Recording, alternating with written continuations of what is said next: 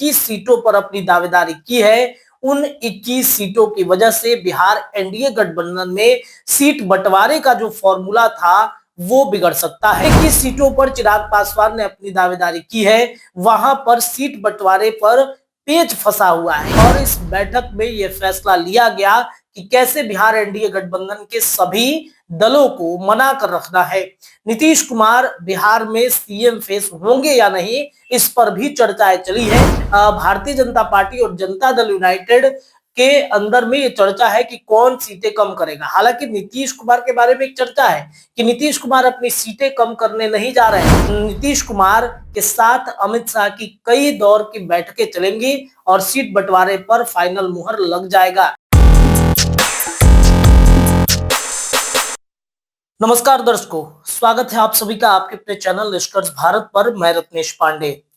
बिहार में होने वाले विधानसभा चुनाव से ठीक पहले चिराग पासवान की पार्टी लोक जनशक्ति पार्टी ने 21 सीटों पर अपनी दावेदारी ठोक दी है।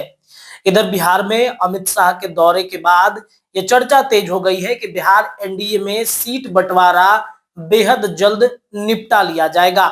लेकिन एक चर्चा ये है कि चिराग पासवान ने जिन 21 सीटों पर अपनी दावेदारी की है, उन 21 सीटों की वजह से बिहार एनडीए गठबंधन में सीट बंटवारे का जो फॉर्मूला था वो बिगड़ सकता है। यानी कि चिराग पासवान के बारे में पहली ये चर्चा थी कि 35 सीटों पे वे दावेदारी कर रहे हैं, लेकिन चिराग ने धीरे धीरे अपनी सीटें कम की और अब 21 सीटों पर चर्चा चल रही है कि 21 सीटों पर चिराग पासवान ने अपनी दावेदारी मजबूत कर ली है। समस्या ये है कि इनमें से कुछ सीटें जनता दल यूनाइटेड की है, तो कुछ सीटों पर भारतीय जनता पार्टी की दावेदारी है, तो वहीं हिंदुस्तानी अवाम मोर्चा और उपेंद्र कुशवाहा की पार्टी राष्ट्रीय लोक मोर्चा भी इन सीटों पर दावेदारी कर रही है। जिन 21 सीटों पर चिराग पासवान ने अपनी दावेदारी की है, वहां पर सीट बंटवारे पर पेच फंसा हुआ है। यानी कि चिराग की जीत की वजह से बिहार एनडीए गठबंधन में सीट बंटवारे का जो फैसला है उस पर विलंब हो सकता है। लेकिन यह भी चर्चा है कि भारतीय जनता पार्टी बेहद कम समय में सीट बंटवारे का फॉर्मूला तय कर लेगा।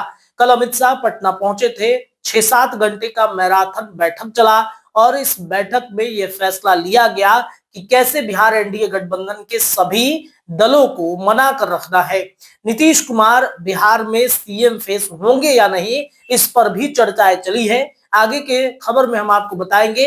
लेकिन ये जो खबर है बिहार एनडीए गठबंधन के सीट बंटवारे की खबर है और चर्चा ये है कि अप्रैल के पहले हफ्ते में सीट बंटवारा एनडीए गठबंधन का हो जाएगा। यानी कि ये तय कर लिया जाएगा कि बिहार विधानसभा में किसको कितनी सीटें मिल रही हैं। बात अगर चिराग पासवान के उन 21 सीटों की करें तो उनमें जो दावेदारी जिन सीटों पर है वो है महनार की सीट, वो है रघुनाथपुर की सीट, वो है गोविंदगंज की सीट, गायघाट की सीट, खगड़िया की सीट, ओबरा है, चेनारी है, जमालपुर है, बरहमपुर है, जगदीशपुर, महुआ, साहेबपुर कमाल है, समस्तीपुर, हसनपुर, विभूतिपुर, मीनापुर, अलौली और लालगंज, दिनारा, बेलसंड।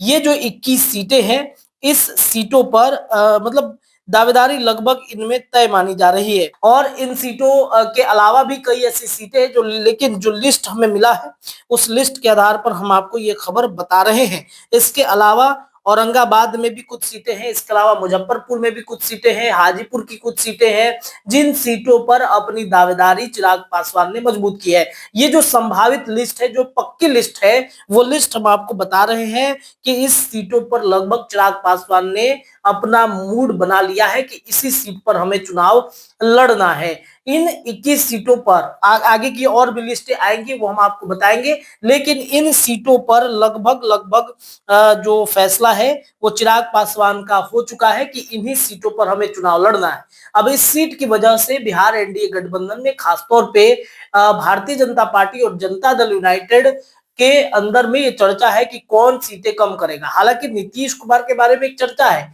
कि नीतीश कुमार अपनी सीटें कम करने नहीं जा रहे हैं। नीतीश ने जो मूड बनाया है 112 से 115 सीटों का, उसी सीट पर वो चुनाव लड़ेंगे।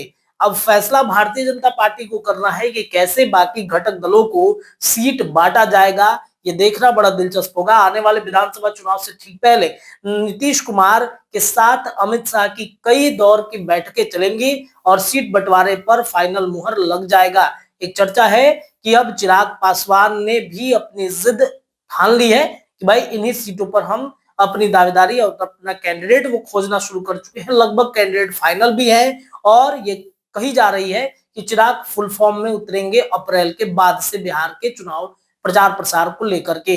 आपको क्या लगता है? अपनी राय कमेंट में रखिए। फिलहाल के लिए इतना ही। बहुत बहुत शुक्रिया।